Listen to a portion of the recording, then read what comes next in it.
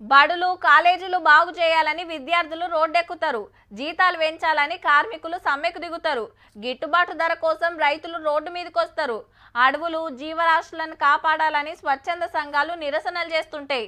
ఇక సర్కారు ఏ నిర్ణయం చేసినా ప్రతిపక్షాలు పక్కా రోడ్ల మీదే ఉంటాయి అనుకోండి. అదేరే ముచ్చట. కానీ ఓ తాన జిల్లానో రాష్ట్రమో కాదు, దేశమే కదిలిందుల్లా. ఏడనో ఎందుకో అరుచుకుందాం పండ్రి.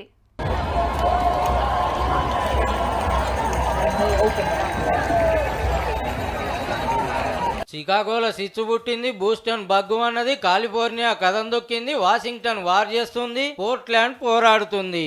ఆడ ఈడానేం లేదు, అమెరికా అంతటా అగ్గి పుట్టింది అనుకో రాదుర్రి. 50 రాష్ట్రాల్లో 150 సంఘాలు 1200 జాగాల్లో లక్షల మంది రోడ్డు మీదకి వచ్చిర్రంటే చూడుర్రిగా ఎట్లున్నదో. ఇంతకీళ్ళ యుద్ధం ఎవరి మీద అంటే అధ్యక్షుడు ట్రంప్ గారు, ఆయన దోస్తు సలహాదారుడు ఎలన్ మస్క్ గారి మీదనే. సర్కార్ ఆఫీసులు మూసేసుడు, కొలువులకెళ్లి వీకేసుడు, వైద్యానికి నిధులు తక్కువ చేసుడు, వలస వచ్చిన వాళ్ళని ఎల్లగొట్టుడు, దునియా దేశాల మీద ట్యాక్సులు వేసి దుష్మన్లను పెంచుతుండే వరకు అమెరికాను ఆగం పట్టిస్తుర్రని హ్యాండ్స్ ఆఫ్ పేరు మీద పెద్ద ఉద్యమమే నడుస్తుంది. ట్రంప్ ని ఇంటికి పంపాలే, మస్క్ ను మార్స్ గ్రామం మీదికి దోలాలి అని అట్టల మీద రాసుకొచ్చి నిరసనలు చేస్తాండ్రు.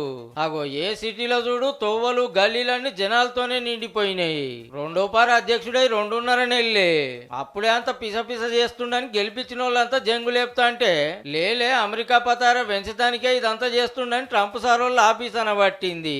చేదుగున్నాయని మందుగోళీలు వేసుకోకుంటే బీమారి తగ్గుతుందా అని ట్రంప్ సార్ మాట. నడమిట్లు ఎలాన్ మస్క్ ఇవ్వాలంటే టెస్లా కార్ల కంపెనీ ఎక్స్ గదేనుల్లా ట్విట్టర్ ఓనరు. ఎలక్షన్ల ముంగట ట్రంప్ సార్ ను గెలిపిస్తానికి ఎంత చెమట తీయాలనో గంత తీసినందుకు ఇవాళ ఎట్లా చెప్తే అట్లా చేస్తుండట.